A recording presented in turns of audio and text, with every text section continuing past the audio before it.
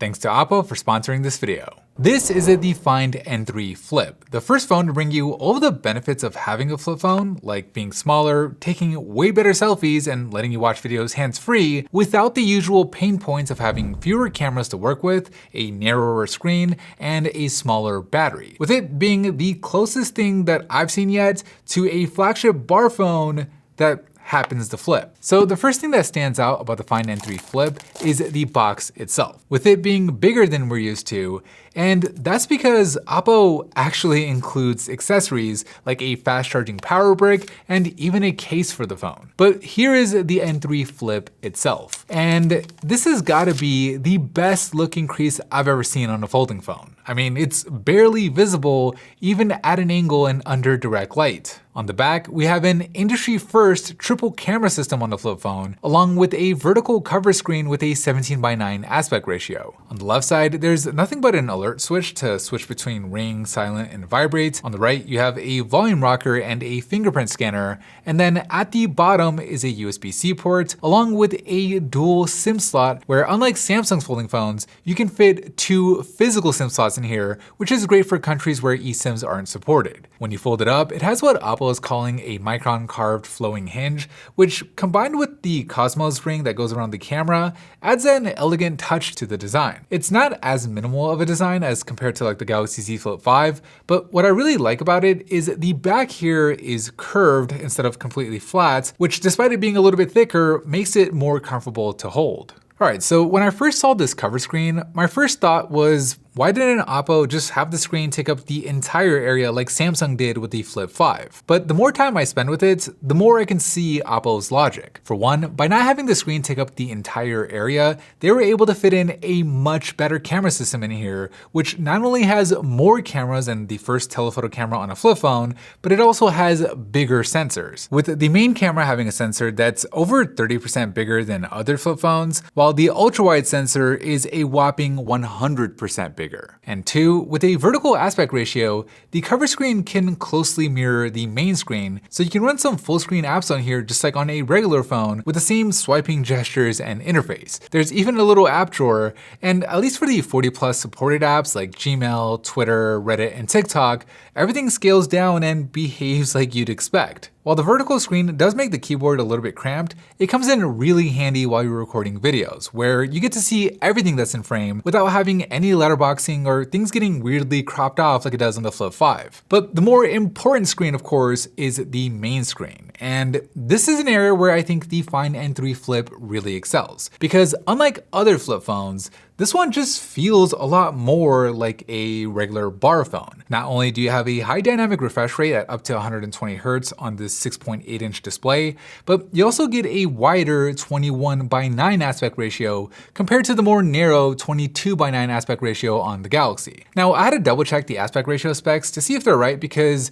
the difference between 21:9 and 22:9 doesn't sound that big on paper, but in practice, you definitely feel it. The wider screen translates into a roomier keyboard that's easier to type on, a bigger screen for consuming content, especially for landscape videos, and overall, a display that doesn't feel overly tall and narrow. So what's great about both of these phones is they both have screens that get really bright, with the peak brightness on the Find N3 Flip going up to 1600 nits, and the Galaxy's going even higher at 1750 nits. But what's different about the Find N3 Flip is Oppo implemented COE tech, where the screen doesn't get that rainbow effect if you're wearing polarized glasses, whereas on the Galaxy, you tend to get that shimmering effect. But maybe the biggest difference between these displays is the crease, where Oppo has managed to make this crease nearly invisible. I mean, technically you could see the crease when the screen is off and light hits it at a certain angle, but it's nothing like it is on the Galaxy.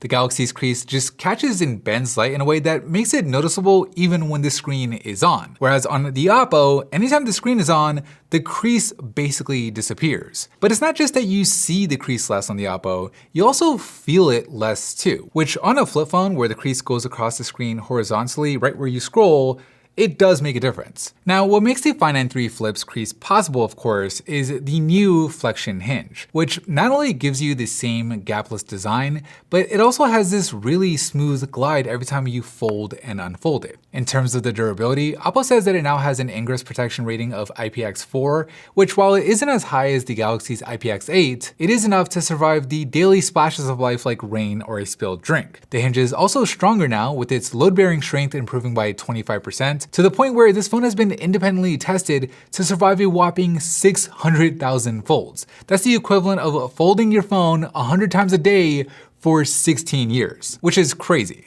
Alright, it's time to talk about the cameras, which is easily the most exciting thing about this phone. Not only do you have a 50 megapixel main camera and a 48 megapixel ultrawide that also allows for macro mode, but you also get a 32 megapixel 2x telephoto camera with virtually lossless zooming at up to 5x. So in this first scene, we have a pretty challenging scene with that window in the background. And both phones did a pretty decent job. I definitely prefer the Hasselblad color science on the Oppo. It just seems to more closely match the way the scene actually looked in real life, and when you look at the bulbs, there's also more detail being retained. It's the same story in this next shot, where the Find N3 Flip's bigger sensors and its higher resolution really helped it out here. The image overall just has a cleaner look to it, and when you zoom in on the bathroom in the background, you can see just how much less noisy the image is, with the Galaxy kind of overdoing it with the sharpening. In this shot, we're outdoors testing the zoom range on the phones, where the first photo is at 1x, where both phones look pretty good to me. At 2x, the Galaxy is now doing a digital zoom, so when we pixel peep, you can definitely see the expected drop-off in quality. And then at 5x, while both phones are now zooming in, because the Find N3 Flip has nearly lossless zooming with that high resolution,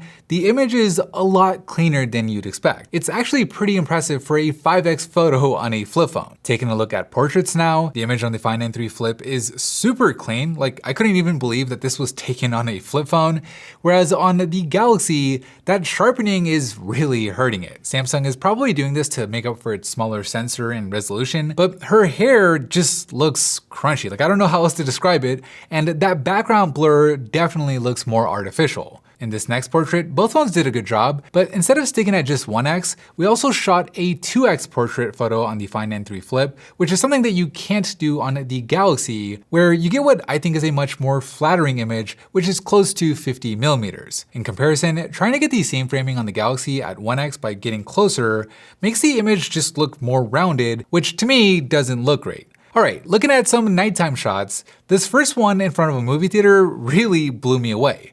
The dynamic range on the Find N3 Flip is a major step up compared to the Galaxy, with the colors looking richer and that extra resolution allowing you to actually read the showtimes here, whereas on the Galaxy, all of that detail is lost. Switching to the ultrawide, it's the same story. The details in the bricks on the Find N3 Flip are sharper, the flaring around all of the lights is just better, and overall, it's a cleaner image. When we switch over to portrait mode, both phones look pretty good given how challenging this scene is. But again, there's less noise on the Find N3 Flip, especially around these lights here. And then of course at 2x on the Oppo, you're getting that much more flattering image with better separation from the background. The last portrait we'll look at here is of me being all lonely on a bench, where with the bigger sensor, the Find N3 Flip has much less noise. It's also applying more blur to the bench behind me itself, which does make me pop a bit more. However, it did miss a little bit here on the plant. But on these lights, the Find N3 did a much better job, with the Galaxy somehow turning the round lights into these cone-shaped lights, which I thought was interesting. For video, both phones look pretty good when you're in well-lit conditions. I didn't really notice a major difference, but at night, with the bigger sensors, especially on that ultra-wide, you definitely do, with it significantly cleaner on the Find N3 Flip. And of course, we can't forget about macro photos, where there's basically no contest, since the Find N3 Flip can actually take macro shots, while on the Galaxy, obviously you can't. So overall, just a much better camera system on the Find N3 Flip, which I'm all for, because I feel like the camera was always the thing that was holding this form factor back. In terms of performance, under the hood, both phones have really capable chips. You have the Dimensity 9200 powering the Oppo, and the Snapdragon 8 Gen 2 on the Galaxy. But where they differ is in the RAM department, with the Find N3 coming with 12 gigabytes of RAM instead of just 8 on the Galaxy. And it's a similar story when it comes to the battery specs. The Galaxy only has a 3700 mAh battery, while the Oppo has a much bigger 4300 mAh unit. One area where the Galaxy does have the edge though is it supports wireless charging, which is something that I was hoping to get on the Find N3 Flip,